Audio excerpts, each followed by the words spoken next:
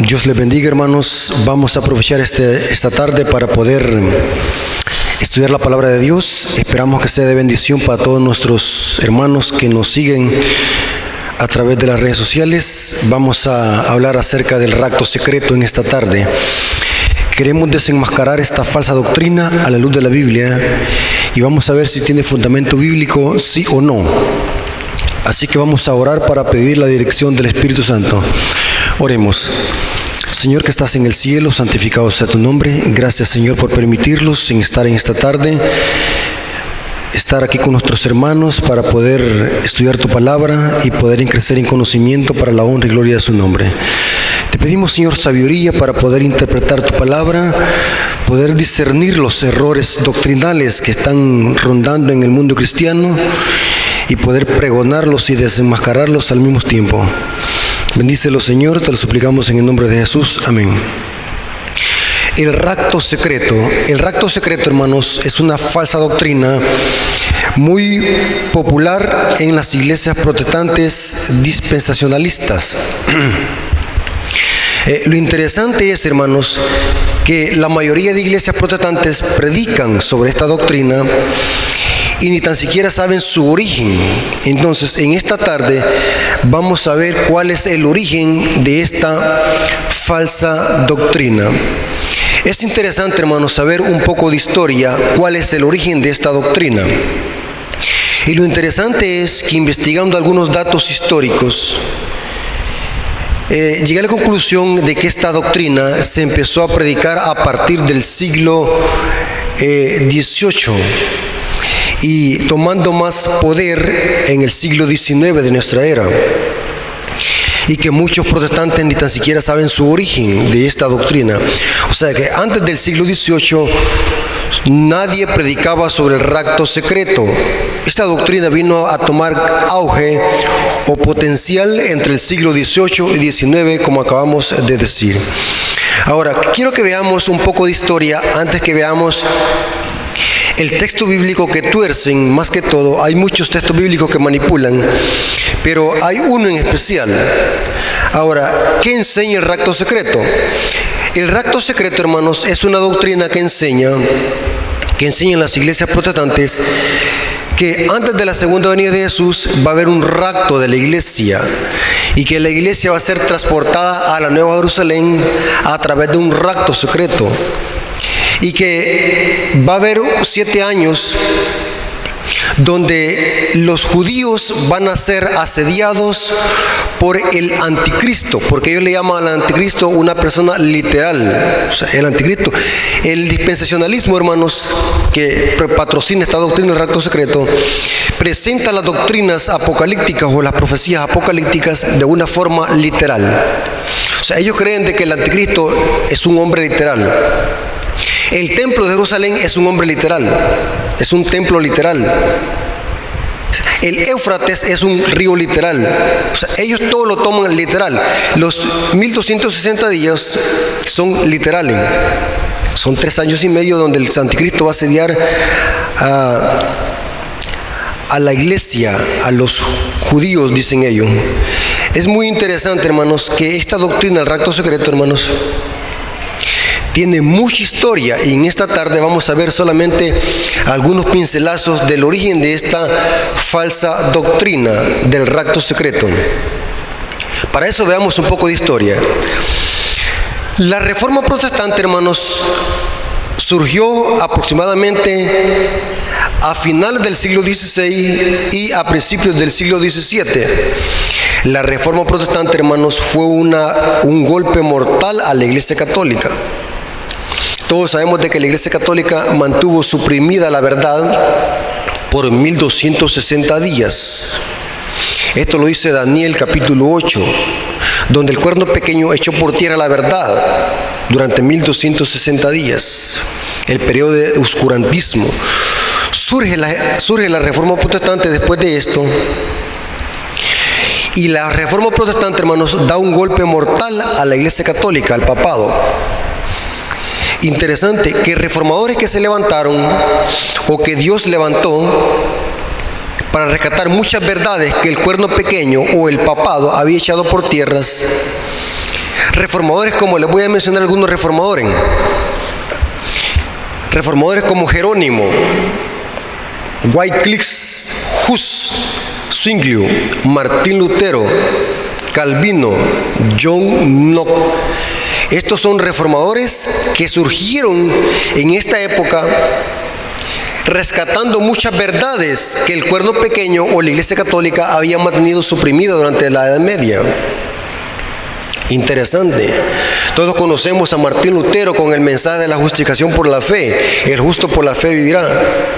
Pero lo interesante es, noten lo que voy a decir, hermano. Lo interesante es que todos estos reformadores, cuando se levantaron, señalaban a la Iglesia Católica como la ramera del Apocalipsis y al sistema papal como el anticristo. Inclusive Martín Lutero decía que el Papa era el anticristo. Interesante. Esto no era muy bueno para la Iglesia Católica, porque todos los reformadores señalaban que el cumplimiento de las profecías, por ejemplo, Apocalipsis 13, la bestia, el cuerno pequeño de Daniel 7, el hombre de pecado de 2 Tesalonicenses 2, todos estos reformadores señalaban de que la profecía se había cumplido con el sistema papal y la Iglesia Católica como la gran ramera. Sin excepción, todos los reformadores señalaban al sistema papal como el anticristo de la profecía. A la Iglesia Católica esto no le ayudaba en mucho. Así que surge algo muy interesante. La Iglesia Católica crea, noten, aquí vemos el surgimiento de cómo surgió esta doctrina del rapto secreto. Noten, en este tiempo, hermanos, la Iglesia Católica crea la orden de los jesuitas. El Concilio de Trento crea la orden de los jesuitas para comisionar a esta orden para hacer una nueva interpretación de las profecías y así contradecir la reforma protestante. O sea, la orden de los jesuitas fue creada con el objetivo de contrarrestar la reforma protestante y hacer apología, o sea, haciendo otra nueva interpretación sobre las profecías del cuerno pequeño y la bestia. Lo interesante es, hermanos, que en esta época surgen dos jesuitas. La Iglesia Católica comisionó a dos jesuitas para que interpretaran las profecías de diferente manera a como lo hacían los reformadores. Por ejemplo, surgió un jesuita llamado Luis de Alcázar.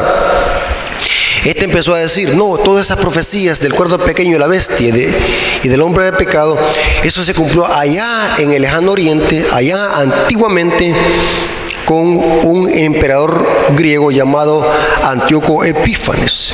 Y esa bestia es Nerón. O sea, la profecía le dio otro significado, Luis de Alcázar. Eso se le conoce como la teología del preterismo. O sea, las profecías se cumplieron en el pasado. No tiene nada que ver con la Iglesia Católica. Después, hermanos, surge otro jesuita llamado Francisco Rivera.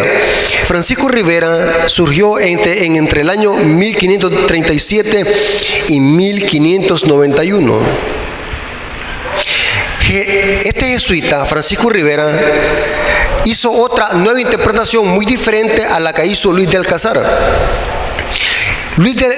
Francisco Rivera, hermanos, hizo un documento, aquí tengo algunos datos históricos. Francisco Rivera, este jesuita, que eran teólogos también jesuitas, en el año de 1590, Rivera publicó un comentario de casi 500 páginas donde contradecía la interpretación protestante sobre el anticristo y la bestia. Y Rivera aplicó todo el libro de Apocalipsis, pero los primeros capítulos al tiempo del fin y no a la historia de la iglesia, y el resto se limita a un periodo, a un futuro de 3 años y medio. Esto enseñaba Francisco Rivera en su documento de más de 500 páginas.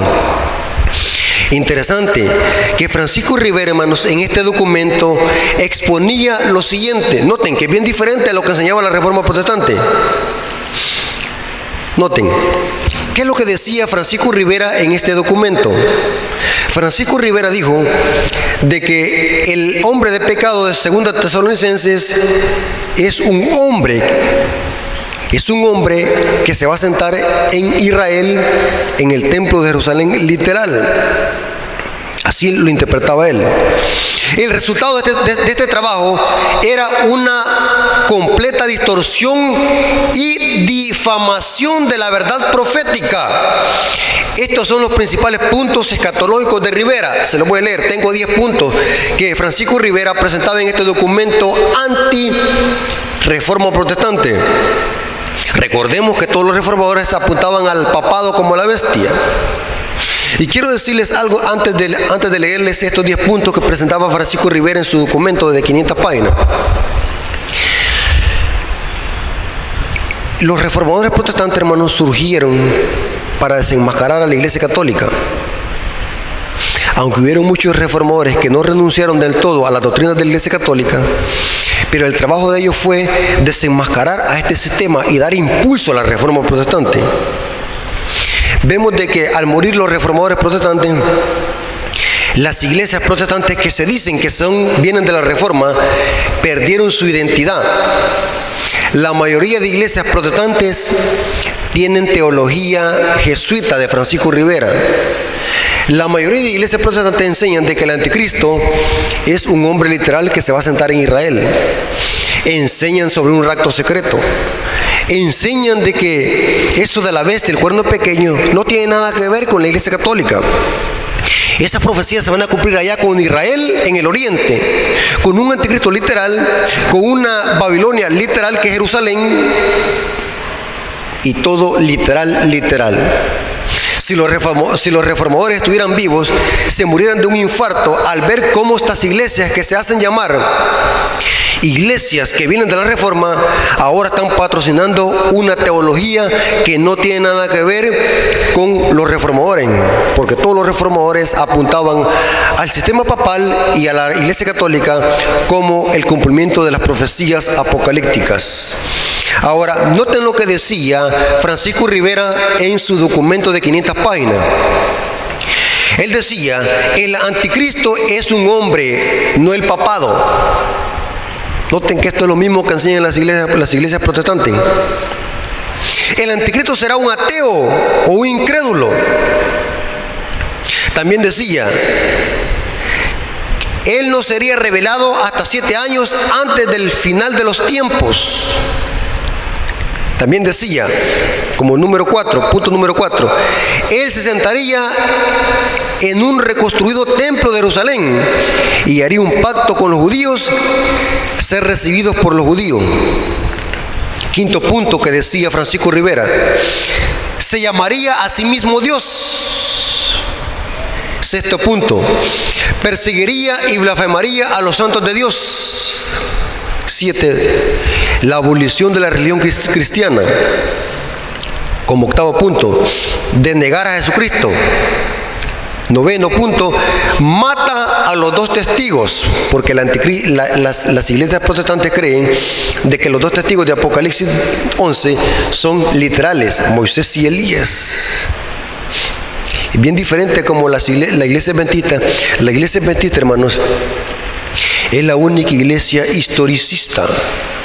Historicismo es, hermanos, que nosotros vemos las profecías con un desarrollo consecutivo, que se empiezan a cumplir desde los tiempos del profeta y siguen durante toda la historia y culminan con la segunda venida de Jesús y algunas escatológicas después de la segunda venida de Jesús, culminando con el establecimiento del reino eterno de Jesús. O sea, nosotros no somos preteristas ni futuristas, aunque el historicismo tiene preterismo y historicismo, porque la profecía es como un río, se cumple desde los tiempos del profeta, sigue un desarrollo consecutivo y culmina con la segunda venida de Jesús y con el establecimiento del reino eterno. De entre los protestantes, si así le podemos llamar, aunque la iglesia adventista no es una iglesia protestante, pero somos los únicos que permanecemos con esta escuela de interpretación profética que es el historicismo. Nosotros no somos futuristas. El futurismo y el preterismo es teología jesuita para desvirtuar la reforma protestante. Si en verdad nosotros quisiéramos, si en verdad nosotros quisiéramos llamarlos protestantes, seríamos los protestantes genuinos, porque mantenemos aún la escuela de interpretación profética que mantenían los reformadores como Martín Lutero, John Knox y todos esos reformadores protestantes que señalaban a la Iglesia Católica y al papado como la bestia y el anticristo del Apocalipsis. Interesante. Ahora, Francisco Rivera, hermanos, fue el que enseñó de que todas estas profecías se van a cumplir con Israel durante 1260 días o 42 meses. Porque el futurismo, o Francisco Rivera, enseñaba de que los 1260 días y los 42 meses y los 3 años y medio que encontramos en Daniel, Apocalipsis, son 3 años y medio literales, en donde el anticristo va a asediar al papado, a Israel. Es muy interesante eso, hermanos. Ahora, hermanos, quiero que entendamos algo muy interesante. El rapto secreto, hermanos, que predican las iglesias protestantes es pura teología jesuita. Cuando los protestantes patrocinan esta teología o esta enseñanza, están enseñando nada menos que teología jesuita de Francisco Rivera. Francisco Rivera es el que dijo de que el rapto secreto tiene que ver como parte de las profecías de Daniel y Apocalipsis, en donde la iglesia va a ser raptada antes de la gran tribulación de la iglesia. Mientras la iglesia esté en el cielo, el anticristo asediaría a los pobres judíos. Esta teología, aparte de ser una teología blasfema, insinúa de que Jesús tiene 2 esposas espirituales y que Jesús es un polígamo, que tiene 2 esposas. Una es Israel y la otra es la iglesia. Pero este contradice el testimonio bíblico, porque la Biblia dice que de ambos pueblos Cristo hizo uno, aboliendo la pared esa pared intermediaria. Ahora en Cristo Jesús somos uno, dice Pablo en Efesios capítulo 2, versículo 11 al 16. Entonces, esta teología del rapto secreto es ajena a la Sagrada Escritura. El jesuitismo lo que hizo es distorsionar las profecías y darles otro significado contrario a la Reforma Protestante. O sea que los jesuitas surgieron para contrarrestar a la Reforma Protestante y distorsionar el significado profético de las profecías de Daniel y Apocalipsis. Eso se le conoce como futurismo. Pero ¿saben, hermanos, qué es lo que decía la profecía respecto a este cumplimiento de este poder que iba a distorsionar la profecía? Daniel 7:25 dice: y hablará palabras contra el Altísimo, y a los santos del Altísimo quebrantará, y pensará en cambiar los tiempos y la ley. Noten qué es lo que iba a hacer este cuerno pequeño. Y serán entregados en su mano hasta tiempo y mitad de un tiempo. Todo esto ya lo hemos visto, hermanos. Hablar palabras contra el Altísimo significa tomarse prerrogativas divinas, y el papado se toma prerrogativas divinas. A los santos del Altísimo quebrantará. Es una referencia al periodo de la Inquisición papal. Pensará en cambiar los tiempos y la ley. Algunos han tratado de explicar esta palabra tiempos y la ley como queriendo decir tiempos en la ley, porque algunos han interpretado que se refiere al cambio del sábado por el domingo por parte de la Iglesia Católica Romana. Pero interesante es que tiempos es una cosa y ley es otra, porque de lo contrario dijera tiempos en la ley. Y en realidad, hermanos, así como el papado alteró el sábado del 4º mandamiento de la ley de Dios, también el papado ataca los tiempos de Dios. Ahora, ¿qué significa cambiar los tiempos de Dios? Noten cómo dice Daniel 2, 21 y 22. La palabra tiempos en Daniel capítulo 2 tiene que ver con tiempos proféticos. con el calendario profético de Dios. Noten, Él muda los tiempos y las edades, quita reyes y pone reyes, da sabiduría a los sabios y a la ciencia a los entendidos, revela lo más profundo, lo escondido, conoce lo que está en tinieblas y con Él mora la luz. Noten que el único que tiene potestad de mudar los tiempos es Dios. Dios tiene un calendario profético en sus designios, donde está estipulado cómo, con quiénes, dónde y en qué tiempo se van a cumplir sus profecías plasmadas en su calendario profético. Pero aquí vemos en Daniel 7:25 que el cuerno pequeño se toma prerrogativas divinas y cambia los tiempos, trata de cambiar los tiempos y la ley. Esta palabra tiempo, hermanos, no hay mejor indicativo para referirse a la obra de los jesuitas para contrastar la reforma protestante con otra interpretación errada de las profecías de Daniel y Apocalipsis. O sea, el cuerno pequeño cambia los tiempos. Y esto se cumplió con los jesuitas al darles otro significado erróneo a las profecías. O sea, cuando los protestantes enseñan de que el cuerno pequeño era Antíoco Epífanes, cuando la bestia es un hombre que se va a sentar en Jerusalén, en un templo literal, y que los reyes del oriente son los chinos y los rusos, y también enseñan que el Armagedón va a ser una guerra literal en el monte de Megido, cerca del monte Carmelo. Enseñan de que el Éufrates es un río literal, porque el futurismo todo lo traza literal. Interesante es, hermano, que todo esto es teología jesuita y se cumple la profecía. El cuerno pequeño tratará de cambiar los tiempos y la ley. O sea que el cuerno pequeño no solamente se mete con la ley de Dios al cambiar el sábado al domingo, sino también que se mete con los tiempos al darles otra interpretación errada a las profecías para distorsionar el significado de las profecías y así que la gente no pueda ver el significado correcto de las profecías de Daniel y Apocalipsis, hermano. Y saben algo muy interesante, hermano. La iglesia adventista es la única iglesia en este planeta que está enseñando las profecías correctamente y que mantiene el principio de la reforma protestante en el concepto de interpretación profética.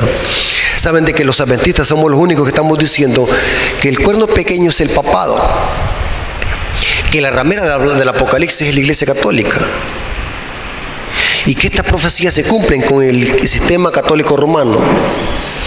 Somos los únicos que estamos manteniendo este principio de la reforma protestante, el método historicista. Somos historicistas, no somos futuristas nosotros. Ahora, quiero que veamos ahora a continuación cuál es el versículo base que usan para sostener esta teología del rapto secreto. Ahora, ¿qué significa la palabra raptar? La palabra raptar significa como robarse a alguien, secuestrar a alguien secretamente. Solo la palabra es absurda, porque Jesús no viene a raptar. Esto viene siendo como alguien que quiera meterse en su casa por el techo a medianoche. ¿Cómo yo me voy a meter a mi casa a medianoche por el techo si la casa es mía? Yo me meto a la casa por la puerta, porque ando llave y la puerta es mía. La casa es mía. Entonces, ¿cómo Jesús viene a raptar a alguien secretamente si lo que viene a traer es suyo?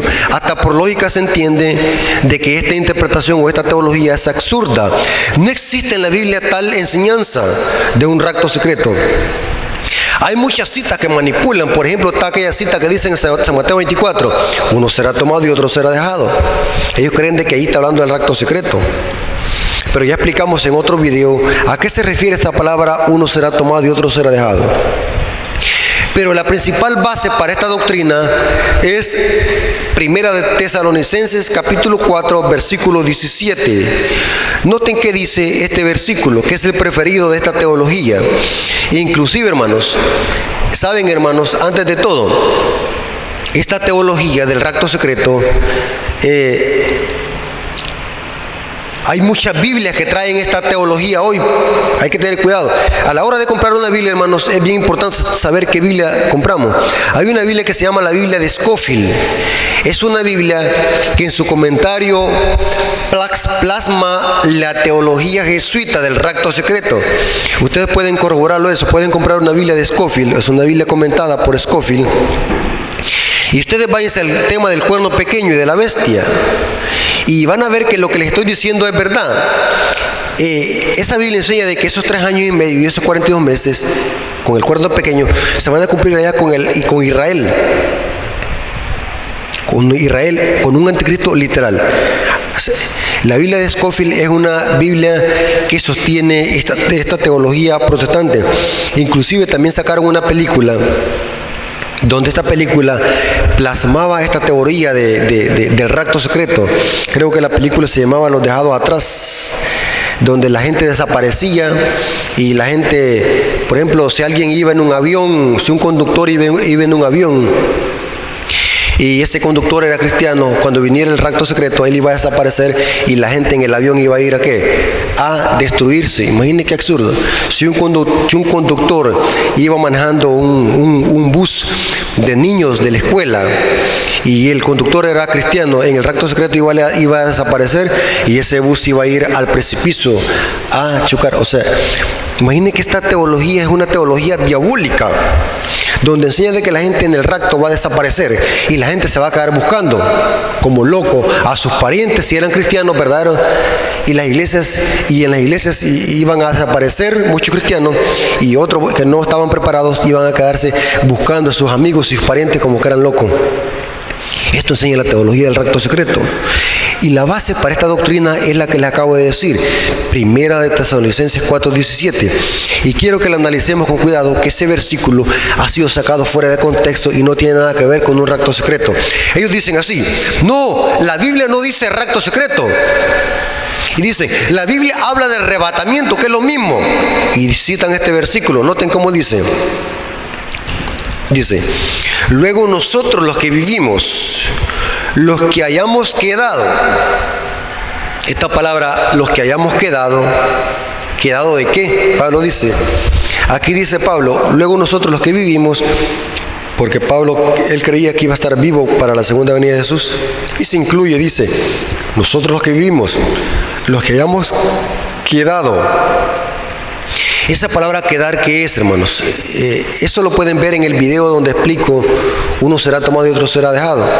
La palabra quedar ahí es un verbo que significa lo que queda ileso después de una apostasía o un cataclismo. El remanente que queda. Pero aquí dice, los que hayamos quedado. ¿Quedado de qué? Va a haber un grupo, un remanente que habrá quedado ileso de las 7 plagas, que no habrá sido destruido por las plagas. ¿Y quiénes van a hacer eso? Son los 144,000, los que van a quedar vivos y no van a ser tocados por ninguna plaga ni por ninguna destrucción que venga de las 7 plagas postreras. Y Pablo dice, los que hayamos quedado, noten cómo dice, seremos arrebatados. O sea, los que van a quedar vivos después de esta destrucción que dice Apocalipsis van a ser los 144,000, lo dice Apocalipsis 14. Entonces, estos 144,000 serán arrebatados. Ellos dicen, ve, aquí dice arrebatados, es lo mismo que rapto secreto. Seremos arrebatados juntamente con ellos en las nubes. Juntamente con ellos se refiere a los que van a resucitar. Ellos creen de que aquí se está refiriendo al rapto secreto que va a suceder antes de la segunda venida de Jesús, porque ellos dicen de que primero es el rapto, pasan 3 años y medio y después viene Cristo por segunda vez, y ellos dicen de que este versículo está hablando del rapto secreto. Interesante, pero vamos a ver cuál es el contexto. Luego nosotros los que vivimos, los que hayamos quedado, seremos arrebatados juntamente con ellos en las nubes para recibir al Señor en el aire. Así estaremos con el Señor. Ellos dicen que la palabra arrebatar es lo mismo que rapto. Ellos dicen de que arrebatar significa rapto, que vamos a ser raptados, que los hijos de Dios van a ser raptados, dicen ellos. Ahora, hermanos, hay que tener cuidado con las falsas doctrinas, porque las falsas doctrinas se basan en versículos aislados de su contexto. Vamos a notar, hermanos, que este versículo que ellos usan, y de paso, hermanos, la palabra para arrebatados aquí es una palabra griega que significa harpás, que se puede traducir a arrebatar. Significa tomar a alguien violentamente. Cuando venga Jesús, vamos a ser arrebatados, o sea, tomar a alguien violentamente. Lo interesante es, hermano, que este versículo, según el contexto, no está hablando de ningún rapto secreto antes de la segunda venida de Jesús. Inclusive, este versículo está hablando en sí de la segunda venida de Jesús, porque va a ser en la segunda venida de Jesús donde van a ser resucitados los justos, no en el rapto secreto antes de la segunda venida de Jesús, como dicen las iglesias dispensacionalistas que patrocinan el rapto secreto. Para eso vamos a ver el contexto de esta cita. Primera de Tesalonicenses, capítulo 4, versículo 13. Noten cómo dice el apóstol Pablo y por qué escribió él esta carta. Los hermanos de Tesalónica estaban pasando por una prueba de sufrimiento porque habían sido muertos algunos seres queridos. El apóstol Pablo les escribe lo siguiente. Primera de Tesalonicenses capítulo 4 versículo 13. Noten. Tampoco queremos, hermanos, que ignoréis acerca de los que duermen. Esta palabra que duermen es los que murieron o los que están muertos. Para que no nos entristezcáis como los otros que no tienen esperanza. Porque si creemos en el Señor, creemos en Jesús que murió y resucitó, así también traerá con Dios, con Jesús, a los que durmieron con Él. O sea, aquí no está hablando que viene, que estos que trae con Jesús vienen del cielo con Él y que están en el cielo cuando se murieron. No, traerán Jesús. Está hablando de los que resuciten, los traerá, así como Jesús murió, también los traerá del sepulcro a los que murieron según el contexto. Digo esto, hermano, porque algunos cristianos están diciendo que el versículo 4 se refiere de cuando las personas mueren, se van para el cielo, las almas, y que estas personas que vienen con Jesús vienen del cielo. Es un error de interpretación según el contexto. Jesús las trae con Él, el contexto está hablando así como los que durmieron con Él, o sea, así como Jesús murió, así también Jesús trae de la muerte a los que durmieron en Él o con Él. Es muy importante eso, hermano. Así también traerá con Dios, con Jesús, a los que durmieron en Él. Está hablando de la resurrección de los justos. O sea, estos que trae con Jesús no es que vienen del cielo, sino que vienen del sepulcro, porque son resucitados, según el contexto. Acuérdense de ese principio. Lean el contexto y el juego de palabras como se mencionan en los capítulos y versículos. Y noten cómo dice el versículo 15. Por lo cual os decimos esto en palabra del Señor, que nosotros los que vivimos, noten que cuando Cristo viene por segunda vez, van a haber dos grupos, los que murieron en Él y los que van a estar vivos, como dijo Pablo. Por lo cual decimos esto en palabra del Señor, que nosotros los que vivimos, los que habremos quedado hasta la venida del Señor, no procederemos a los que durmieron. Noten que aquí no está hablando de ningún rapto secreto, sino que está hablando de la venida de Jesús, de su segunda venida, no del rapto secreto, como le enseña el futurismo en esta cita. Ahora, noten lo que dice el versículo 16. Porque el Señor mismo, con voz de mando, con voz de arcángel y con trompeta de Dios, descenderá del cielo y los muertos en Cristo resucitarán primero. Hermanos, ¿les suena esto a rapto secreto? Con voz de mando, con trompeta de Dios. ¿Desde cuándo una trompeta viene sonando secretamente? ¿Desde cuándo, según este texto, Jesús viene con poder y con grande gloria en su segunda venida? Descenderá del cielo y los muertos en Cristo resucitarán primero. O sea, si nosotros analizamos el contexto de este versículo, aquí Pablo no está hablando de ningún rapto secreto. O sea, aunque va a haber un arrebatamiento, pero ese arrebatamiento no va a ser secreto, sino que va a ser en su segunda venida, donde todo ojo lo verá. Y sigue diciendo, luego nosotros los que vivimos, los que hayamos quedado, seremos arrebatados juntamente con ellos en las nubes para recibir al Señor en el aire, y así estaremos siempre con el Señor. O sea, cuando Jesús viene por segunda vez, hermano, no viene a raptarse a nadie, sino que viene y se queda en el aire, y del aire resucita a los justos y llama a los vivos, justos vivos, para que se unan los dos grupos en el aire y así sean llevados al cielo en la segunda venida. Interesante, hermano, que este versículo no está hablando de ningún rapto secreto. Al contrario, este versículo que habla del arrebatamiento está hablando de la segunda venida de Jesús, no de ningún rapto secreto. Ahora, vamos a ver, hermanos, que la Biblia se interpreta sola. La Biblia, en ningún pasaje de la Biblia se enseña de que Jesús va a venir secretamente. Inclusive, hermano, esta interpretación también ha surgido de una mala interpretación de la palabra "he aquí vengo como ladrón". Y saben, hermanos, haciendo un estudio profundo de esa palabra, la palabra venir como ladrón, o no es que Jesús venga como ladrón, sino que lo que viene como ladrón es el día, el factor sorpresa. Eso lo dice 1 Tesalonicenses 5, versículo 1 al 3. El día del Señor vendrá como ladrón. O sea, ese versículo tampoco no es base para sostener un rapto secreto. Jesús sabemos que va a venir. Lo que no sabemos es el día que Él viene. El factor sorpresa está implícito en su mensaje o advertencia. Ahora, vamos a ver, hermano, otras citas que nos ayudan a sostener esta interpretación de que 1 Tesalonicenses 4:17 jamás está hablando de un rapto secreto. Al contrario, está hablando de una segunda venida de Jesús audible y visible. Ahora, vamos a ver otras citas bíblicas que sostienen esto, de que Jesús en su segunda venida viene de una forma audible y visible, y con un gran ruido, con un gran estruendo, donde todo ojo lo verá. La diferencia es que unos lo verán para salvación y otros para perdición, pero todo ojo lo verá. No existe rapto secreto, hermano, es una teología jesuita. Vámonos a San Mateo capítulo 24, versículo 30. Noten cómo dice. Mateo capítulo 24, versículo 30. Vamos a ver qué es lo que dice Jesucristo aquí, a ver si esto nos suena a algún tipo de rapto secretamente. Mateo capítulo 24, versículo 30. Dice lo siguiente aquí nuestro Señor Jesucristo en este sermón profético.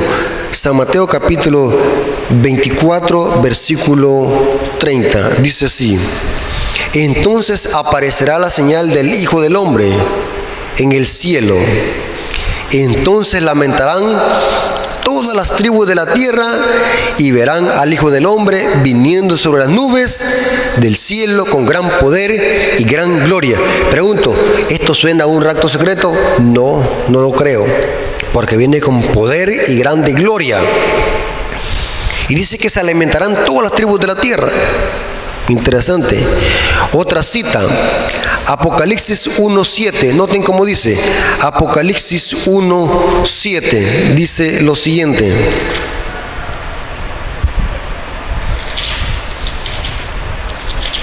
Apocalipsis 1:7 dice lo siguiente: he aquí que viene con las nubes y todo ojo lo verá, y los que le traspasaron y todos los linajes de la tierra harán lamentación por él. Sí, amén. ¿Suena esto a un rapto secreto? Negativo. También tenemos Mateo 24:31. Dice lo siguiente. Le acabamos de leer el versículo 30, hoy vamos a leer el versículo 31 de Mateo capítulo 24. Dice lo siguiente, Mateo capítulo 24, versículo 31. Dice lo siguiente: y enviará a sus ángeles con gran voz de trompeta. ¿Suena esto a un rapto secreto? No. ¿Desde cuándo una trompeta suena secretamente? Aquí dice con voz de trompeta. Es lo mismo que acabamos de ver en 1 Tesalonicenses 4. Y enviará a sus ángeles con gran voz de trompeta, juntará a sus escogidos de los cuatro vientos, desde un extremo del cielo hasta el otro. Interesante. También tenemos Mateo capítulo 24, versículo, vamos a ver si es ese, Mateo 24, versículo 27. Noten cómo dice: porque como el relámpago sale del oriente. Qué tremendo, hermanos. ¿Cuándo han visto ustedes que un relámpago suena secretamente? Inclusive cuando hay un trueno o un relámpago, todo el mundo lo ve. Así como el relámpago que sale del oriente y se muestra hasta el occidente, así será también la venida del Hijo del Hombre. ¿Notaron, hermanos? Que la Biblia jamás enseña una teología del rapto secreto. También tenemos Hechos capítulo 1. Noten que Jesús aquí habla de su venida, de su ida y su venida. Aquí Lucas registra el acontecimiento de su ascensión, de la ascensión de Cristo. Noten cómo dice Lucas capítulo 1. Hechos capítulo 1,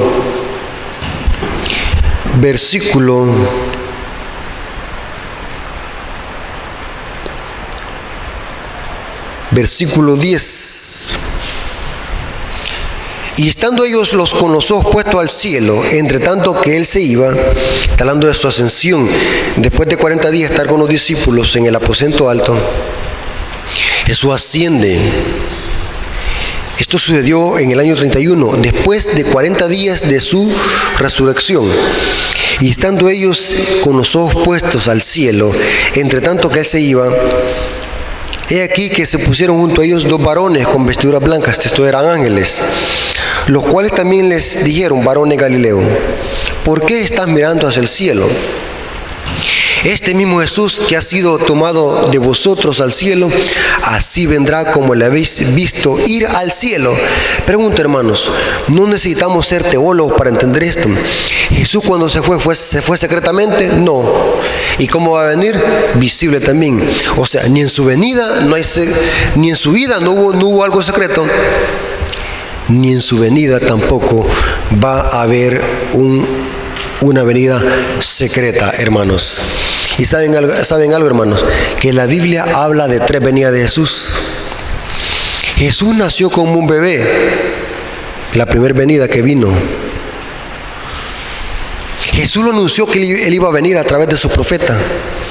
Por lógica tendría que haberlo estado esperando todo el pueblo de Israel, pero solamente unos pastores del rebaño y unos magos del oriente que esperaban a Jesús. Pero no vino secretamente en su primera venida. En su segunda venida también ha prometido venir, pero tampoco lo vemos viniendo en su segunda venida secretamente, ya lo vimos. Y falta la tercera venida, que Jesús va a venir, porque en la segunda venida Jesús no viene a la tierra, sino que se queda en el aire, dice Pablo. Los redimidos es que van a encontrarlo, los dos grupos, los justos que resucitan y los justos vivos, al mismo tiempo suben a encontrarse con el Señor en el aire y se van para el cielo durante 1000 años. Esas son las moradas de mi Padre, dijo Jesús en San Juan 14, versículo 1 al 3. Pero después de los 1000 años Jesús viene por tercera vez. Eso lo dice Apocalipsis 20 y Apocalipsis 21. Pero si ustedes leen, hermanos, en la tercera venida después de los 1000 años, tampoco Jesús no viene secretamente, viene también visible. Jesús no se oculta para venir, hermanos. No se creen esta teología. En ninguna de las 3 venidas Jesús se ha manifestado secretamente, ni cuando nació como bebé, ni esta segunda venida, ni después de los 1000 años que viene a destruir a los impíos completamente en el lago de fuego, donde exterminará el diablo y el pecado por completo en el lago de fuego. Hermanos, la teología del rapto secreto carece de fundamento bíblico. Solamente es una teología jesuita para contrarrestar la reforma protestante, pero que no tiene fundamento bíblico. La Biblia habla, hermanos, de una segunda venida, no de un rapto secreto. Hermanos, Esta es una doctrina diabólica que presenta a Jesús como un ser que viene a robarse a alguien como que si no fuera su pueblo. Pero Jesucristo viene a traer a su pueblo, a lo que compró con su sangre preciosa. Viene a traerlo. ¿Por qué razón viene a traerlo secretamente? Si lo que viene a traer es suyo. Al contrario, la Biblia dice en San Juan capítulo 10 que el que viene a robar y a hurtar es el diablo. Jesús no viene a robar a nadie. Jesús viene a traer y a buscar lo que se había perdido a su pueblo. Hermanos, Dios les bendiga y que la honra y la gloria sea para nuestro Dios. Esperamos que este estudio haya sido de bendición. Se lo agradecemos a nuestro Padre Celestial. Vamos a orar para terminar. Señor que estás en el cielo, gracias Señor te damos por tu palabra, gracias porque nos hemos dado cuenta que esta teología del rapto secreto no tiene fundamento bíblico, solamente es una distorsión de tu palabra para sostener una teología que se inventaron los jesuitas para contrastar la reforma protestante. Gracias Señor porque tu palabra es una guía segura en este mundo de engaño.